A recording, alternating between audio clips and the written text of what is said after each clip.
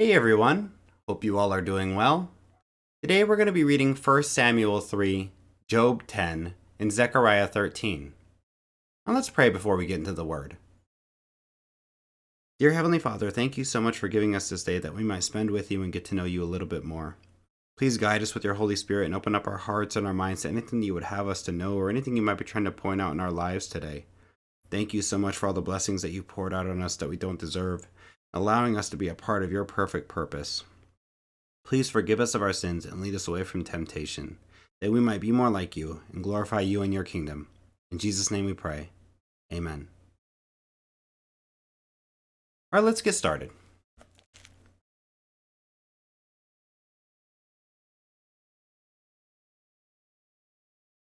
First Samuel 3.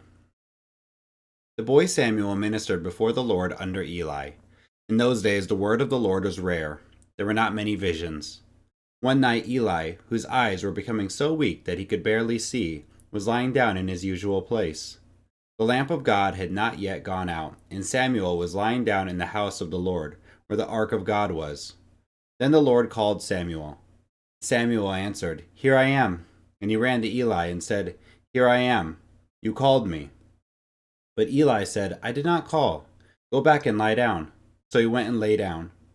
Again the Lord called, "Samuel." And Samuel got up and went to Eli and said, "Here I am. You called me."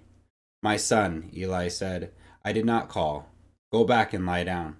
Now Samuel did not yet know the Lord. The word of the Lord had not yet been revealed to him. A third time the Lord called, "Samuel." And Samuel got up and went to Eli and said, "Here I am. You called me." Then Eli realized that the Lord was calling the boy. So Eli told Samuel, "Go and lie down, and if he calls you, say, 'Speak, Lord, for your servant is listening.'" So Samuel went and lay down in his place. The Lord came and stood there, calling as at the other times, "Samuel, Samuel." Then Samuel said, "Speak, for your servant is listening." And the Lord said to Samuel, "See, I am about to do something in Israel that will make the ears of everyone who hears about it tingle. At that time I will carry out against Eli everything I spoke against his family, from beginning to end. For I told him that I would judge his family forever because of the sin he knew about.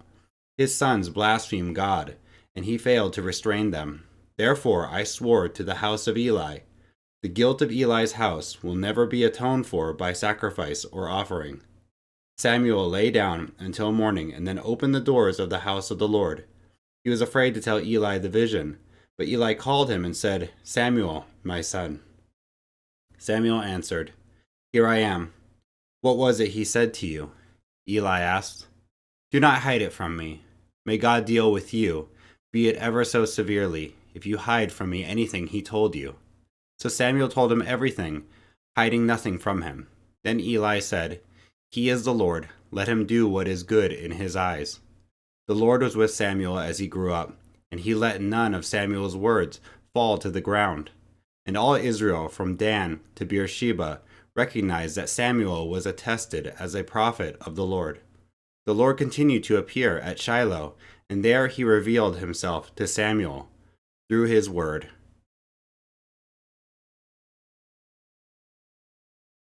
Job 10. I loathe my very life. Therefore, I will give free rein to my complaint, and speak out in the bitterness of my soul. I say to God, "Do not declare me guilty, but tell me what charges you have against me.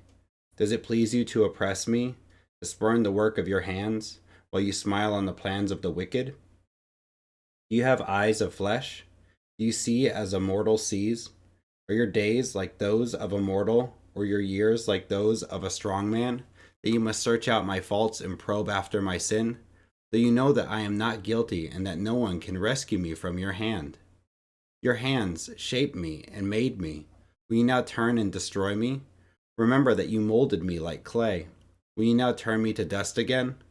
Did you not pour me out like milk and curdle me like cheese, clothe me with skin and flesh, and knit me together with bones and sinews? You gave me life and showed me kindness, and in your providence watched over my spirit. But this is what you concealed in your heart, and I know that this was in your mind. If I sinned, you would be watching me, and would not let my offense go unpunished. If I am guilty, woe to me. Even if I am innocent, I cannot lift my head, for I am full of shame and drowned in my affliction. If I hold my head high, you stalk me like a lion, and again display your awesome power against me.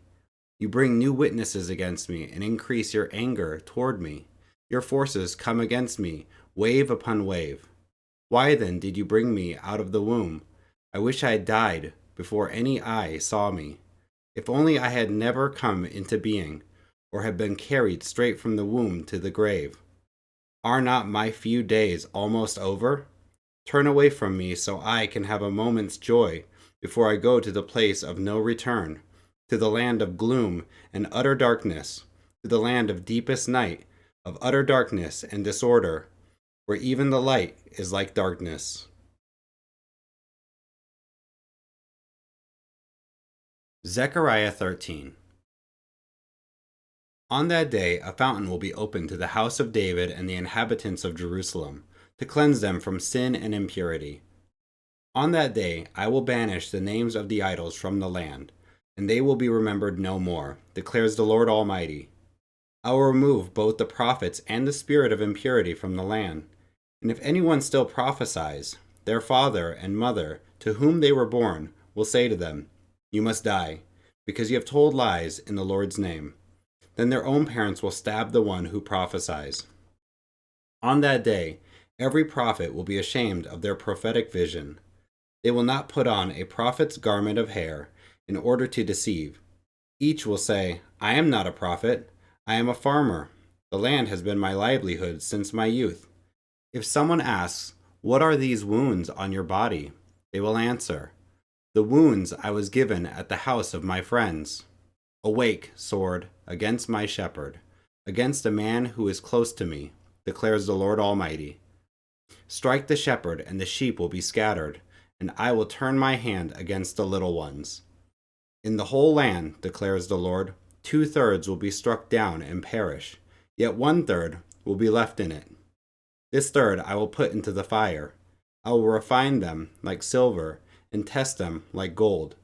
They will call on my name, and I will answer them.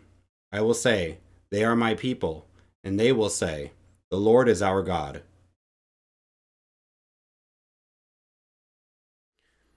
Thanks for joining and listening today. If you have any questions, leave them down here in the comments section, and I'll be making some videos where I go through some of those questions, show you some of the questions that I had, and maybe we can find some answers or even dive into it together. Thanks, guys. Hit the like and subscribe, and come back for more. All right, guys, take it easy. Bye. God bless.